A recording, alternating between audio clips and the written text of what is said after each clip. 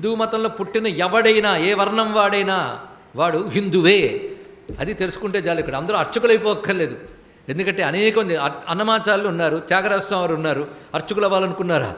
యోగులు అర్చకులు అవ్వాలనుకుంటారండి. ఇక్కడ గుళ్ళోకి తీసుకెళ్ళి అర్చకత్వం అదేమి అల్టిమేట్ రిజల్ట్ కాదు, యోగాలకు గమ్యం కాదు. యోగి కావాలనుకోవాలి, భక్తుడు కావాలనుకోవాలి, జ్ఞాని కావాలనుకోవాలి, ముక్తుడు కావాలనుకోవాలి. ఇది తెలియక మతాన్ని చక్కగా అర్థం చేసుకోలేక ఇతర మతాలను అనుకరిస్తూ వీళ్ళని అర్చకులు చేసేయాలి అంటే శాస్త్ర విరుద్ధం. తెలుసుకోండి. ఇక్కడ అలా అర్చన జరిగేలా ఆలయాల్లో చూసుకోవాలి, దానికి సహకరించాలి. అందుకే మహారాజులు కూడా ఆలయాలను కట్టించి అందరినీ పోషిస్తున్న మహారాజులు కూడా గర్భగుడికి ఈవల నిలబడి వచ్చిన వాళ్లే. ఇది ఒక్కటి తెలుసుకోండి. ఈ సంపూర్ణంగా అవగాహన చేసుకోలేక ఆవేశంతో హఠార్ నిర్ణయాలు తీసుకుని సనాతన ధర్మ స్వరూపాన్ని దెబ్బతీస్తున్నారు. అది ఇతర మతాల్లో చూడండి, వాళ్ళ పద్ధతులు స్త్రీ వెళ్ళకూడదు అంటే వెళ్ళరు. వాళ్ళు అలా నియమాలు పాటిస్తారు.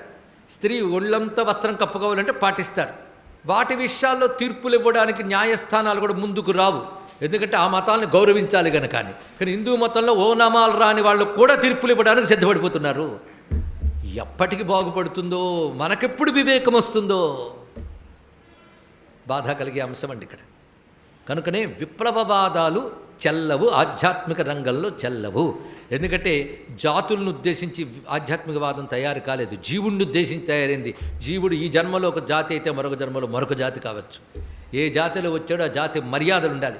అది అన్ని వర్ణాల్లోనూ భాగవతోత్తములోని సంస్కృతి మనది. ఇక్కడ క్షత్రియుల్లో మహాభక్తులు ఉన్నారు, వైశ్యుల్లో మహాయోగులు ఉన్నారు.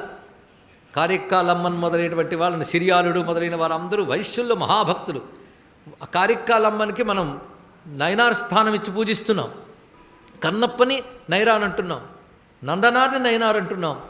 ఏం తక్కువ అయిందండి? వాళ్ళని తలంచుకుని వాళ్ళ పాదాలకు నమస్కరిస్తున్నాం. ఆదిశంకర భగవత్పాదులంతల వారే మార్గావర్తిత పాతుకా పశుపతే రంగశ్చ కుర్చాయతే గండూషాంబు నిషేచనం పురరిపోర్ దివ్యాభిషేకాయతే కించిత్ భక్షిత మాంసశేషం మవలం దివ్యోపభోగాయతే భక్తి కిం నకరోత్యహో వనచరో భక్తావతం సాయతే అని ఆదిశంకర భగవత్పాల వారి దండం పెట్టిన కన్నప్ప ఏ వర్ణం వాడండి?